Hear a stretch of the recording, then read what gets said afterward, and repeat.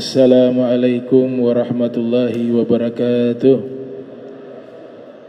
Qala al-musannif rahimahullah wa radiyallahu anhu wa ardah wa nafa'ana bihi wa amaddana bi asrarihi wa a'adana min barakatihi fid darain. Radiyallahu ankum. Faslun. Qala radiyallahu anhu wa qala al-Qurtubi rahmatullahi ta'ala alaihi ahabballahu ta'ala an yabtaliya asfiya'ah takammulan li fadailihim wa raf'atan li darajatihim walidha qila man dhanna anna shiddatal bala'i huwa anna shiddatal bala'i hawanun bil 'abd faqad dhahaba lubbuhu ay aqluhu wa 'amiya qalbuhu faqad ibtuliya minal akabiri ma la yuhsa. Al-Imam Qurtubi sahib pemilik kitab tafsir Jami'ul Ahkam yang berasal dari Andalus, beliau mengatakan apabila Allah Ta'ala ingin memberikan ujian kepada orang-orang yang ia cintai, kepada orang-orang yang terpilih, tujuannya adalah takammulan li fadailihim wa raf'atan li darajatihim, untuk menyempurnakan kemuliaan mereka dan mengangkat derajat mereka. Oleh sebab itu, siapa yang mengira bahwa jika ada ujian yang begitu berat adalah satu bentuk kehinaan kepada hamba, seorang hamba yang dicintai oleh Allah, maka sungguh telah hilang akalnya dan telah buta hatinya. Karena banyak sekali orang-orang besar, orang-orang salihin, para aulia, para ulama yang mereka berada di atas manhaj yang benar, tidak terhitung berapa jumlah mereka yang perjalanan hidup mereka dipenuhi dengan ujian, disebut dengan mihnah, bentuk jamaknya mihan. Jadi para ulama terdahulu yang lurus di atas manhaj yang benar, mereka selalu mengalami yang namanya ujian di dalam agama mereka, mihnah atau jamaknya mihan.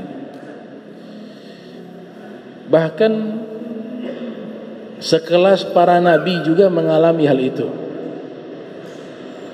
Para nabi mengalami ujian yang begitu luar biasa. Di antaranya, ala tara ila dzabhin nabiyillah Yahya bin Zakaria alaihi wassalam, disembelih seorang nabi, yaitu Nabi Yahya bin Zakaria. Nabi Yahya itu dibunuh di saat sedang solat. Al-Hafiz Ibnu Katsir yang lahir pada tahun 700 Hijriah, wafat 774 Hijriah, beliau menyebutkan beberapa riwayat kronologis terbunuhnya Nabi Yahya. Nabi Yahya ayahnya juga seorang nabi, Nabi Zakaria, dan hidup semasa dengan Nabi Isa. Bahkan ada hubungan famili, hubungan keluarga. Nabi Yahya di dalam Al-Quran Allah sebutkan sayyidan wa hasura wa nabiyya. Ini tiga sifat utama Nabi Yahya. Sayyidan, pemimpin. Wa hasura, orang yang mampu menahan hawa nafsu. Wa nabiyya, dan seorang nabi. Al-Imam Qatadah menjelaskan makna dari nama Nabi Yahya diambil dari kata hidup atau menghidupkan. Yahya dari kata hidup. Lianna Allah Ta'ala ahya qalbahu bil iman wan nubuwah, karena Allah menghidupkan hatinya dengan keimanan dan kenabian, maka namanya diambil dari kata hidup. Dan beliau salah satu nabi yang mendapatkan syahadah. Jadi Bani Israel itu diriwayatkan di dalam beberapa riwayat, termasuk dalam kitab Tarikh Al-Islam yang ditulis oleh Imam Az-Zahabi yang lahir pada tahun 673 Hijriah, wafat 748 Hijriah. Jadi para nabi dari kalangan Bani Israel yang dibunuh oleh kaumnya 70 orang. Bani Israel membunuh nabi-nabi mereka 70 orang nabi. Qutila ala sakhrati allati bi baitil maqdis sab'una nabiyan minhum Yahya ibn Zakaria. Dibunuh di satu batu yang besar yang ada di Baitul Maqdis. 70 orang nabi mereka dibantai di situ, dibunuh di situ. Di antara mereka adalah Nabi Yahya ibn Zakaria. Tapi ketika mereka selesai membunuh para nabi tersebut, setelah itu mereka binasa. Tidak lama waktunya mereka semua Allah binasakan. Dikisahkan bahwa sebab atau kronologis dari terbunuhnya Nabi Yahya, ada seorang wanita, dia ingin menikah dengan seorang raja yang hidup di zaman tersebut. Lokasinya sebagian ulama mengatakan di Damaskus, sebagian sejarawan lain mengatakan di Palestina. Pernikahan itu antara seorang ayah dengan anak tirinya yang ibunya sudah dinikahi oleh orang tersebut. Itu kan tidak bisa. Anak tiri, dia punya ibu, menikah dengan seorang laki-laki dan sudah terjadi hubungan, maka anaknya itu haram untuk dinikahi. Ternyata Nabi Yahya melarang itu. Maka sang wanita ini, dia karena cinta kepada raja tersebut, walaupun mereka mahram, maka wanita itu meminta agar sang raja mengutus orang untuk membunuh Nabi Yahya dengan cara dipenggal kepalanya dan dimasukkan di keranjang. Maka dikirimlah utusan tersebut mendatangi Nabi Yahya yang pada waktu itu sedang melaksanakan solat dengan Nabi Zakaria sang ayah. Maka dalam keadaan solat dipenggal kepalanya Nabi Yahya dan dimasukkan ke dalam keranjang atau satu wadah beserta dengan curahan darah yang mengalir dari tubuhnya Nabi Yahya. Setelah itu dibawakan kepala Nabi Yahya kepada wanita tersebut. Itu satu riwayat mengatakan demikian.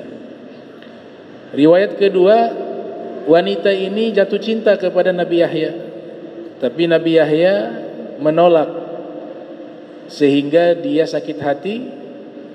Dia memprovokasi raja untuk membunuh Nabi Yahya dengan cara dipenggal kepalanya. Riwayat yang lainnya mengatakan digergaji. Kesimpulannya bahwa Nabi Yahya itu dibunuh padahal seorang nabi, tapi mendapatkan ujian sampai pada tahapan beliau dibunuh. Ada pendapat juga mengatakan Nabi Yahya tidak dibunuh, diangkat oleh Allah, diselamatkan oleh Allah. Ada pendapat itu juga. Dan itu dijelaskan satu persatu, diuraikan satu persatu dengan riwayat-riwayatnya oleh Al-Imam Al-Hafiz Ibnu Katsir di dalam kitab Qasasul Anbiya. Nah, ini kisah tentang Nabi Yahya dapat ujian. Kemudian juga Al-Khulafa'ur Rasyidun, kita kenal dengan istilah Al-Khulafa'u Ar-Rasyidun. Alaikum bisunnati wa sunnatil khulafa'ir rasyidin mahdiyyin. Itu 4 orang yang disepakati.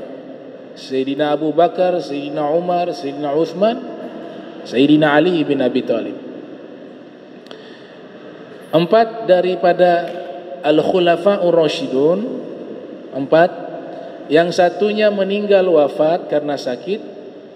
Sayyidina Abu Bakar meninggalnya sakit, memimpin hanya masa waktu 2 tahun. Tapi yang ketiga-tiganya dibunuh. Padahal ini orang-orang yang sudah disebutkan oleh Nabi Al-Khulafa'ur Rasyidun, tapi meninggalnya dibunuh. Apakah itu satu kehinaan? Enggak. Itu satu kemuliaan, agar mereka wafat membawa gelar syahada atau asyahid, orang yang syahid di jalan Allah. Dapat ujian juga. Yang pertama yang dibunuh di kalangan Al-Khulafa'ur Rasyidun adalah Sayyidina Umar bin Khattab radhiyallahu anhu wa ardhah. Dibunuh oleh seseorang bernama Abu Lu'lu Al-Majusi. Al-Majusi artinya penyembah api, orang Persia, budak dari Gulam Al-Mughirah. Dibunuh oleh Abu Lu'lu Al-Majusi. Dan peristiwa itu terjadi 23 tahun setelah hijrahnya Nabi Muhammad sallallahu alaihi wasallam. Kemudian diganti jabatannya oleh Sayyiduna Utsman bin Affan radhiyallahu anhu wa ardhah. Sayyidina Umar memimpin kurang lebih 10 tahun. Dilanjutkan oleh Sayyidina Utsman bin Affan, beliau memimpin 14 tahun kurang lebih. Dibunuh juga beliau di saat beliau sedang sholat dan membaca Al-Quran oleh bugot, para pemberontak di usia yang sudah sepuh. Syahid fisabilillah. Darahnya tertumpah di mushaf yang telah dibuat oleh beliau, disebut Mushaf Utsmani, Mushaf Utsmani. Jatuh darah beliau membasahi lembaran Al-Quran. Di tengah-tengah Al-Quran, di surat Al-Kahf, di kata lembut, wal yatalattaf atau fal yatalattaf. Fi qiraah fal yatalattaf, fil qiraah wal yatalattaf. Di situ disimbolkan dengan warna merah, karena disitulah sejarah Sayyidina Utsman dibunuh, darahnya tertumpah di situ. Dan itu posisinya persis di tengah-tengah Al-Quran. Apakah beliau dihinakan? Tidak. Beliau mendapatkan syahid sebagai orang yang wafat di jalan Allah. Dibunuh secara zalim itu juga masuk kategori syahid fil akhirah. Kalau lagi berperang, jihad, syahid fil akhirah, fid dunya wal akhirah, dua.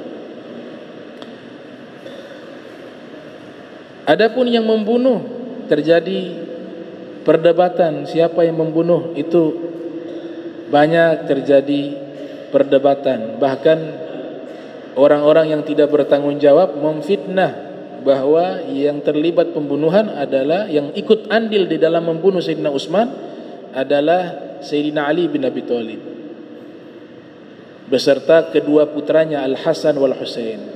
Karena di TKP itu ada Al-Hasan wal Husain, tapi mereka di depan pintu rumahnya. Karena Sayyidina Ali sudah lihat kondisi tidak kondusif, khawatir Sayyidina Utsman nanti dibunuh, maka Sayyidina Ali memerintahkan Imam Hasan dan Husain untuk menjaga Sayyidina Utsman. Maka kedua putra Imam Ali, mereka menjaga Sayyidina Utsman dengan posisi mereka berada di depan rumah Sayyidina Utsman dengan senjata yang lengkap. Musuh serangnya dari belakang, dari bagian belakang. Dari sinilah ada oknum yang memang niatnya ingin menghancurkan Islam.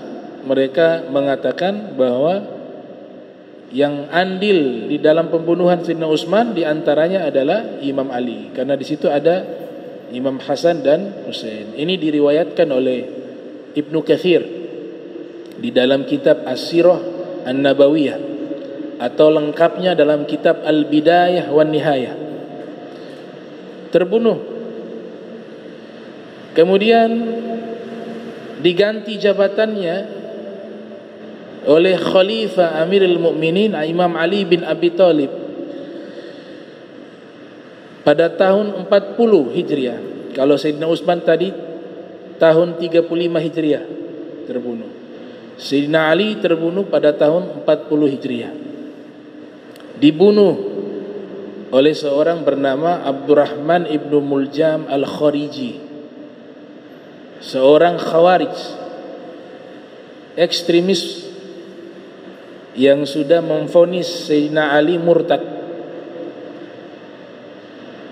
Al-Zahabi menyatakan di dalam kitab Mizanul I'tidal fi Naqdir Rijal, kana qa'iman bil lail wa sha'iman bin nahar.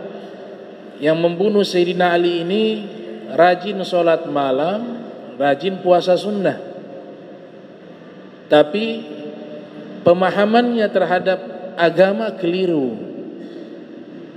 Bahkan dalam satu riwayat mengatakan hafal Al-Quran, tapi yang dihafal teksnya, faham artinya, tapi makna Al-Quran tidak paham. Akhirnya berani memvonis Imam Ali sebagai orang yang halal darahnya ditumpahkan. Apakah beliau dibunuh itu menjatuhkan kemuliaan beliau? Tidak, sebaliknya, mengangkat derajat beliau. Ini dari kalangan sahabat Nabi. Tadi yang awal para nabi. Para nabi banyak, cuma yang disebut di kitab ini hanya Nabi Yahya. Kemudian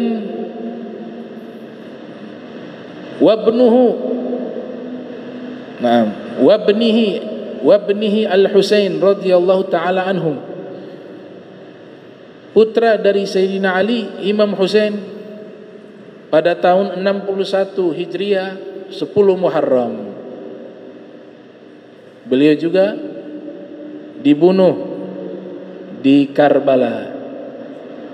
Imam Husain, cucunya Rasul sallallahu alaihi wasallam.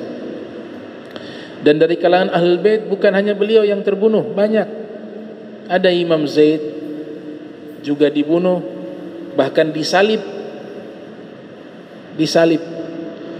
Kemudian beliau punya anak Imam Ali Zainal Abidin. Sebagian ulama mengatakan diracun, sebagian mengatakan tidak, meninggal karena sakit.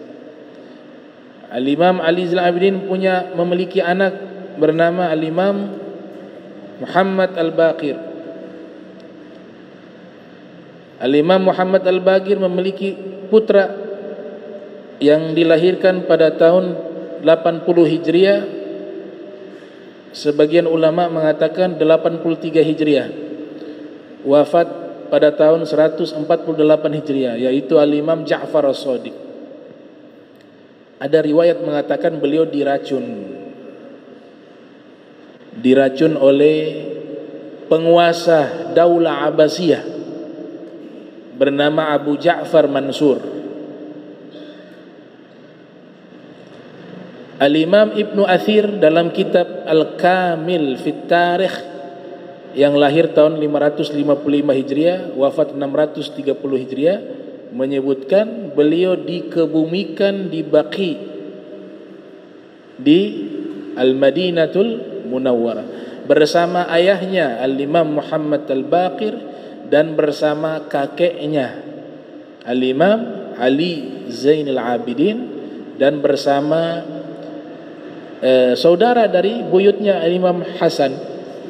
Apa kenanya itu?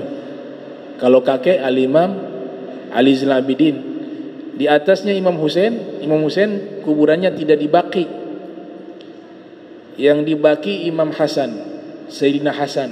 Nah, dikuburkan bersama Imam Ja'far Shadiq, Muhammad Al-Baqir dan Imam Ali Zainul Abidin dan juga Imam Hasan. Diracun. Al-Imam Ja'far Shadiq memiliki putra juga menjadi ulama besar bernama Al-Imam Musa Al-Kazim yang lahir pada tahun 128 Hijriah, wafat 183 Hijriah. Ada riwayat mengatakan diracun oleh Harun Ar-Rasyid.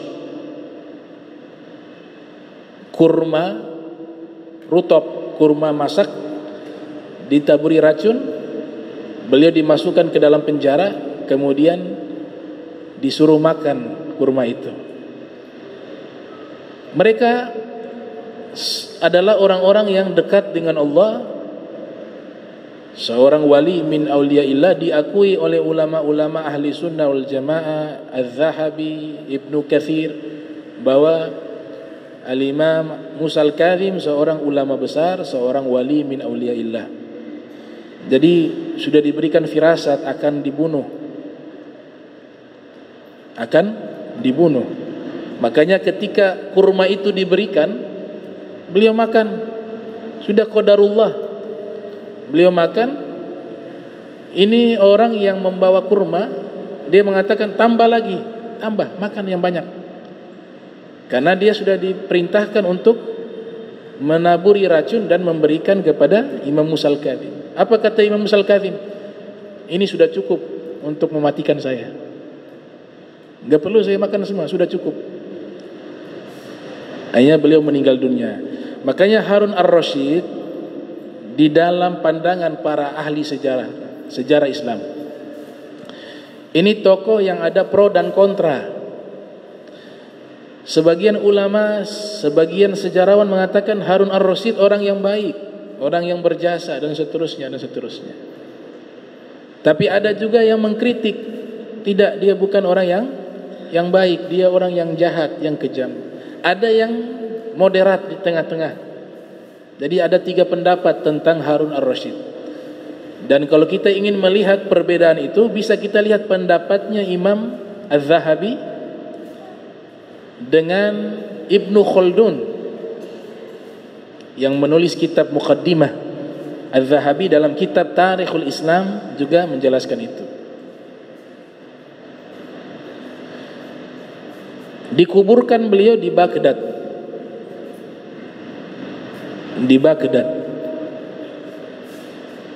Al-Imam Musa Al-Kazim memiliki putra yang meneruskan dakwanya, ilmunya, akhlaknya, yang dilahirkan di tahun wafat dari kakeknya. Beliau lahir di saat kakeknya wafat, di tahun yang sama, tahun 148. Lahirlah Imam Ali Ridha bin Musa Al-Kazim. Di dalam kitabnya Ibnu Khilqan Wafayatul A'yan wa Anba'u Abna'iz Zaman dinyatakan, dan juga oleh Ibnu Hibban dalam kitab Ats-Tsiqat, bahwa beliau diracun oleh Ma'mun, Khalifah Daulah Abbasiyah, putra dari Harun Ar-Rasyid bernama Al-Ma'mun, diracun lewat buah delima.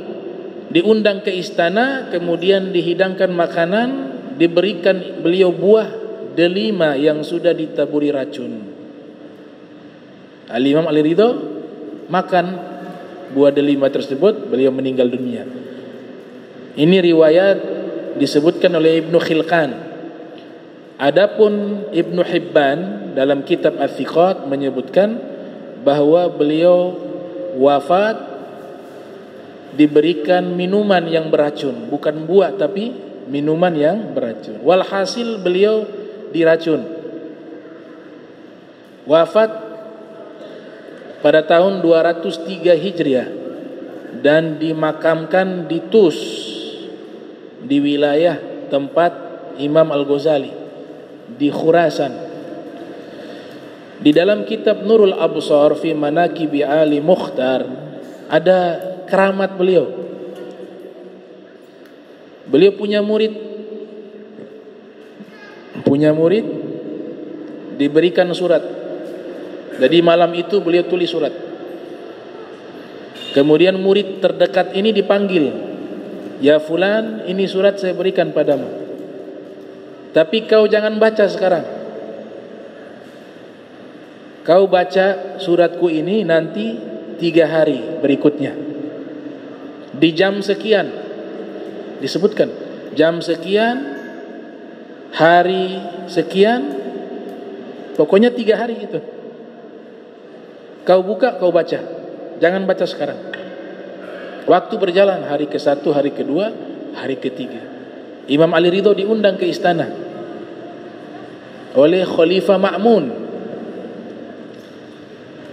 Dihidangkan makanan, dijamu, kemudian di saat itu diberikan racun lewat minuman atau buah delima.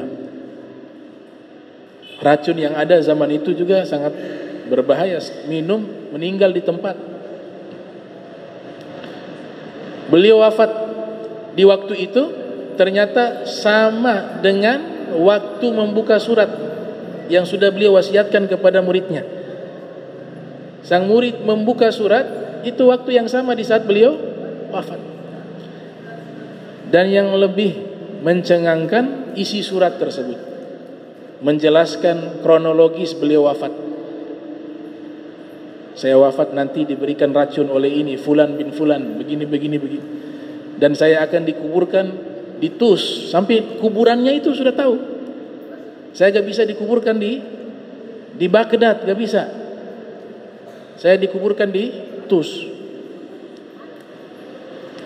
Ternyata benar. Tidak lama itu informasi itu sampai kepada sang murid bahwa gurunya Imam Ali Ridho telah wafat. Ditanya kapan wafatnya, ternyata waktunya persis dengan surat yang di saat beliau buka berdasarkan wasiat dari Al-Imam Ali Ridho. Diracun. Putranya beliau Muhammad Jawad juga diracun. Jadi Ahlul Bait meninggalnya kebanyakan diracun, dibunuh. Itu dari kalangan Ahlul Bait. Sekarang ulama. Di sini dikatakan wa darbi Abi Hanifah wa habzihi wa mautihi bisijn. Abi Hanifah,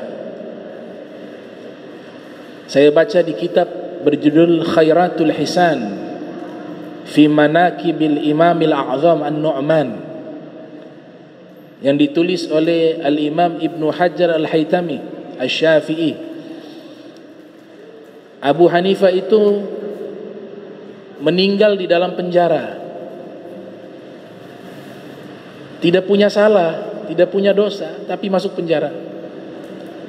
Beliau meninggal pada tahun 150 Hijriah di Baghdad. Lahir di Kufah pada tahun 80 Hijriah. Lantas apa yang menyebabkan beliau masuk ke dalam penjara dan disiksa sampai akhirnya beliau wafat di dalam penjara? Diceritakan oleh Ibnu Hajar Al-Haytami dalam kitab tersebut, beliau menolak jabatan sebagai hakim. Kalau di zaman kita itu hal yang aneh, karena terbalik, semuanya berlomba-lomba ingin menjabat sebagai hakim. Kenapa beliau tidak mau menjadi hakim? Karena beliau menganggap diri beliau ini belum mampu menjadi hakim.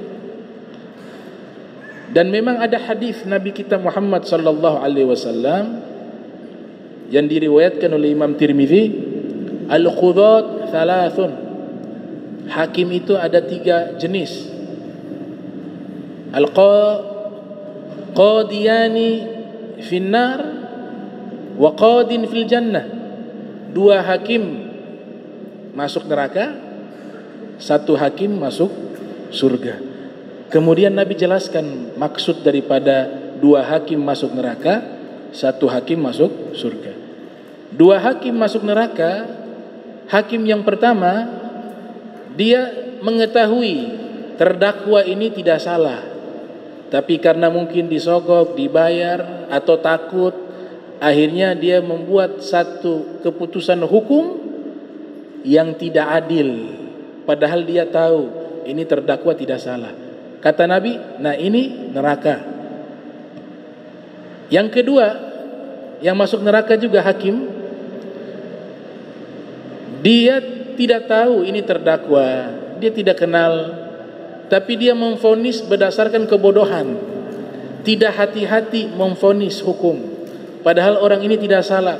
Karena ketidakhati-hatiannya dan kebodohannya, dia menetapkan hukum padahal orang tersebut tidak bersalah, maka tempatnya di neraka.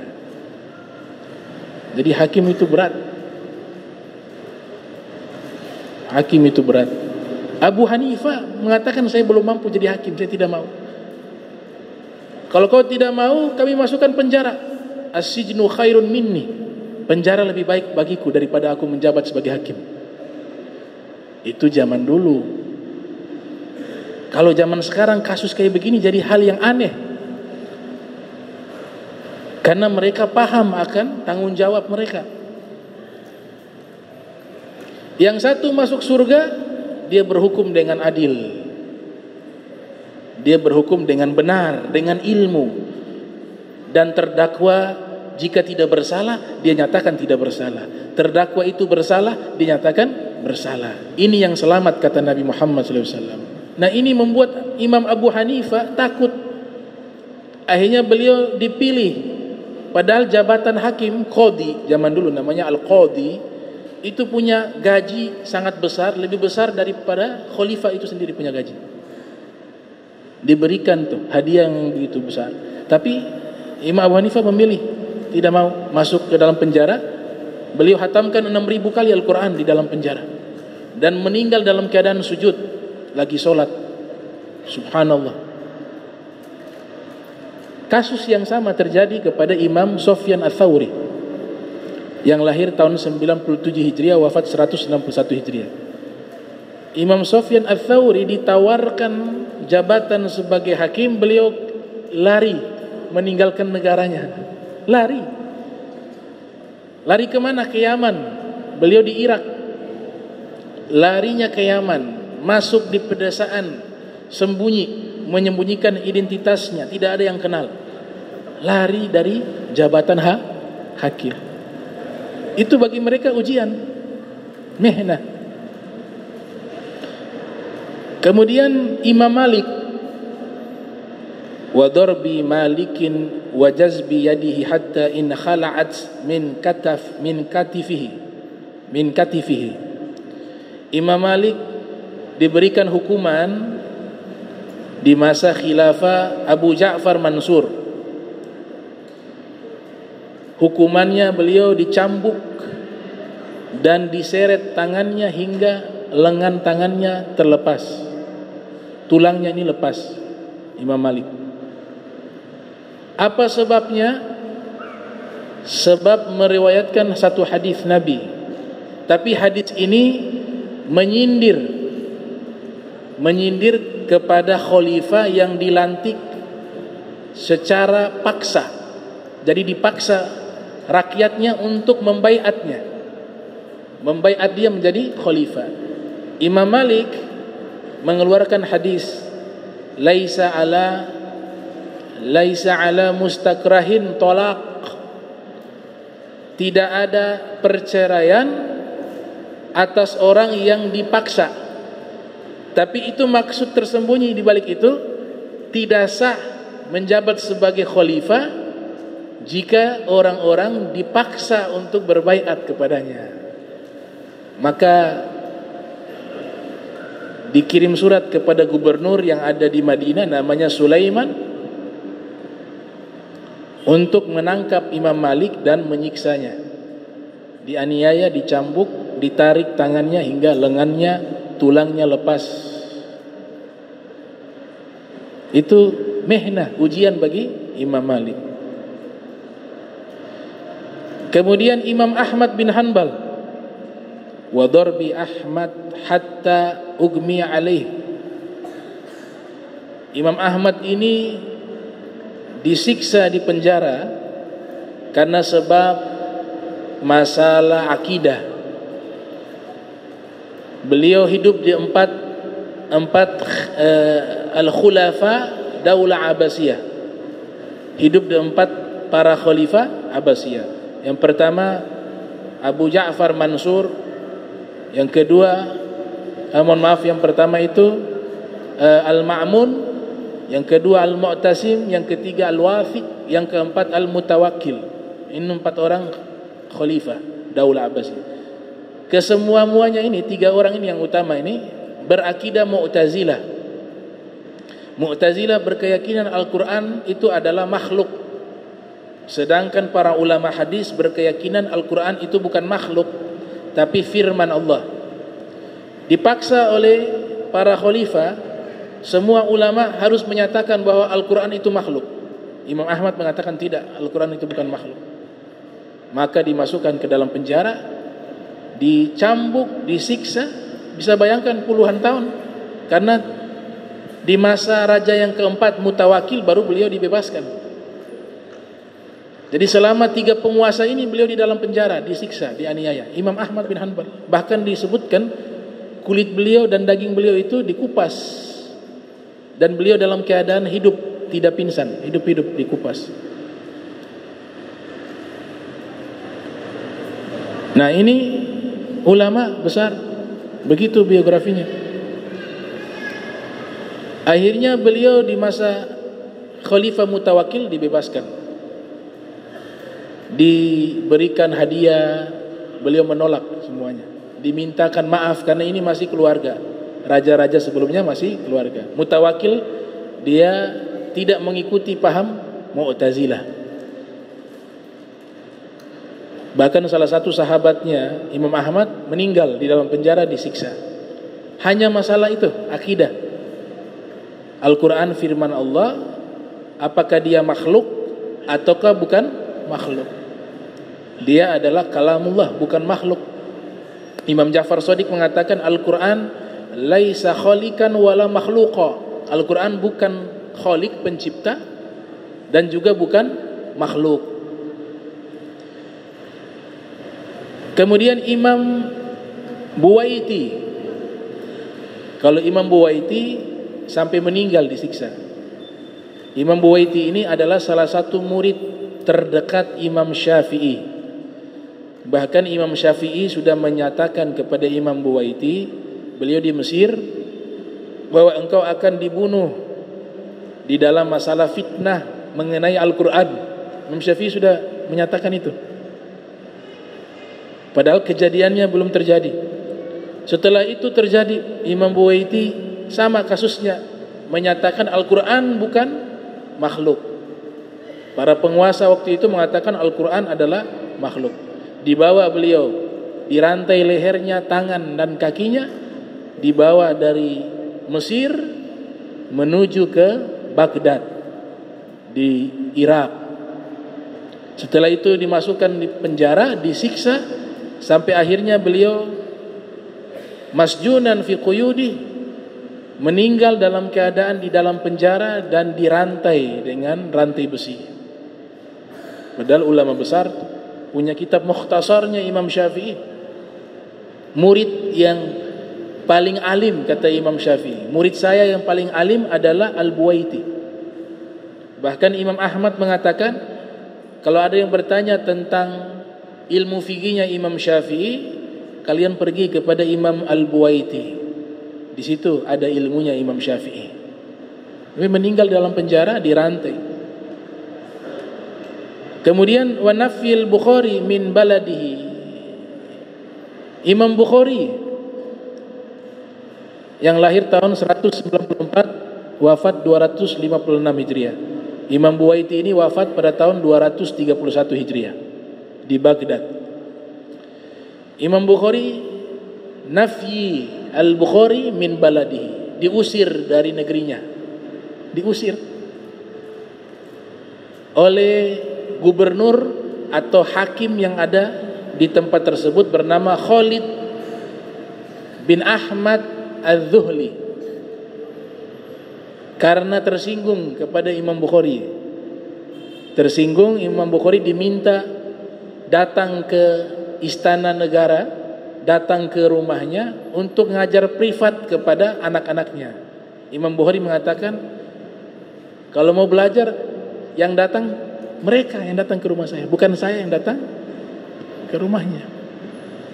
Dan juga banyak yang hasut kepada Imam Bukhari, dihasut oleh ulama-ulama untuk mengusir Imam Bukhari, karena Imam Bukhari punya situn alin, punya reputasi yang sangat tinggi di zaman itu.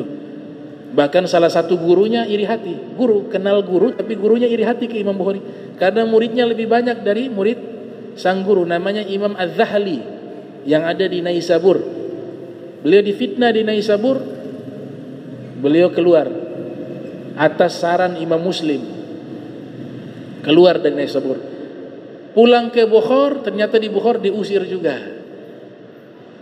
Mau ke Samarkand, sudah terjadi masalah. Ulama-ulama, orang-orang yang di Samarkand juga banyak yang iri hati kepada Imam Bukhari. Akhirnya Imam Bukhari mengatakan, ya Allah, kalau gitu cabut nyawa saya.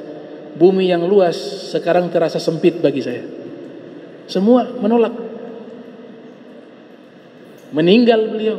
Setelah doa itu tidak lama meninggal, bertepatan dengan malam takbir Hari Raya Idul Fitr.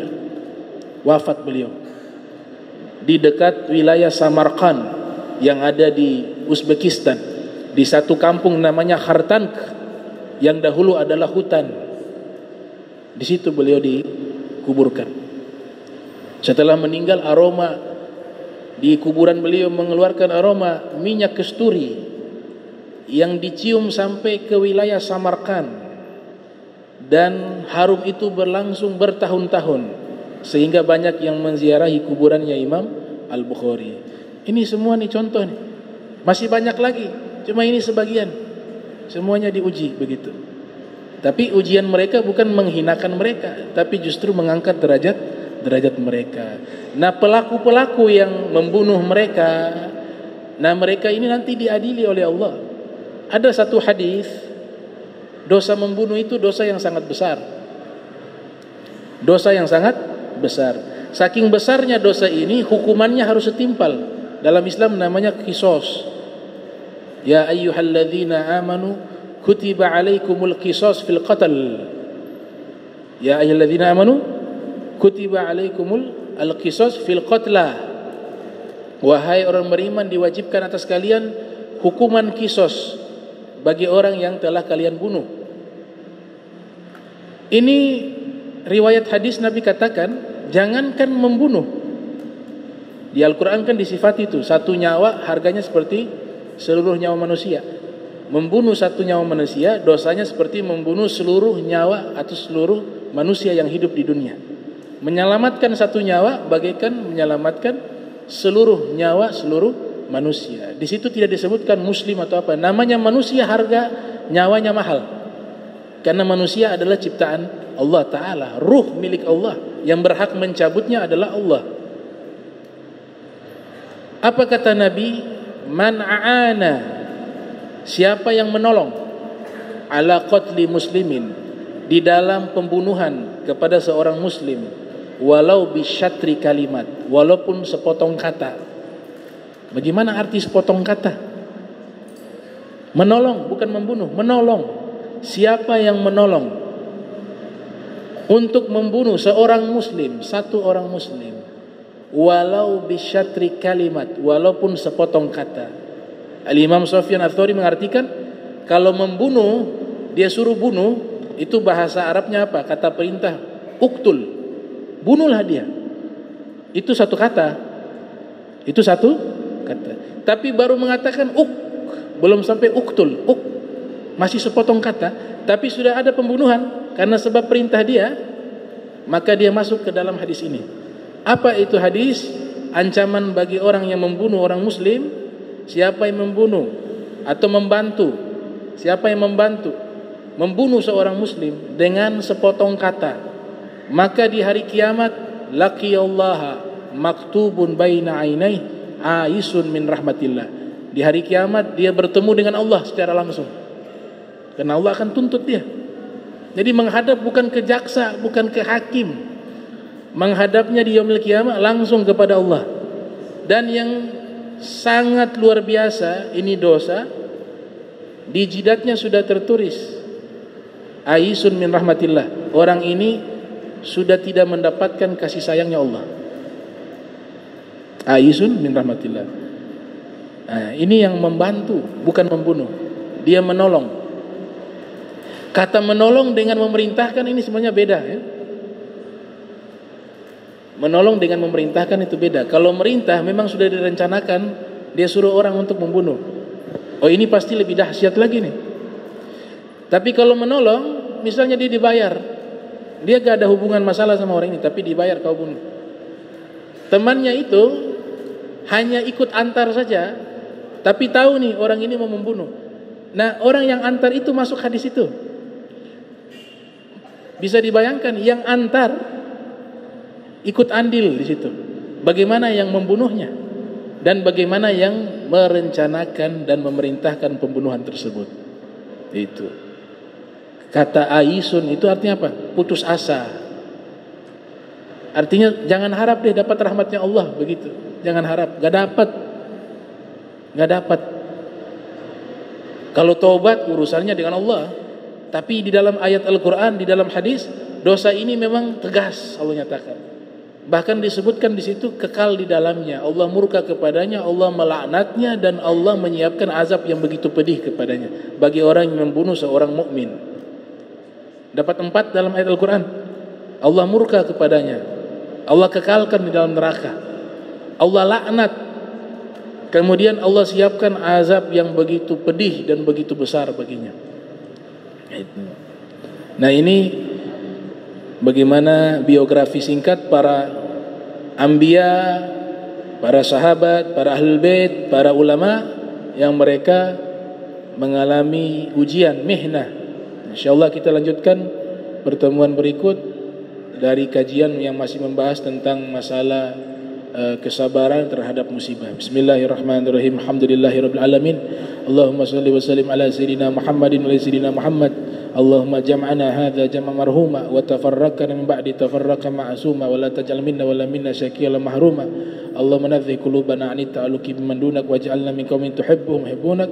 Subhanaka bihamdika astaghfiruka wa atubu ilaihi wa sallallahu alaihi Muhammadin wa ala alihi wa sahbihi wa barik wasallam. Wa la minkum wassalamu alaikum warahmatullahi wabarakatuh.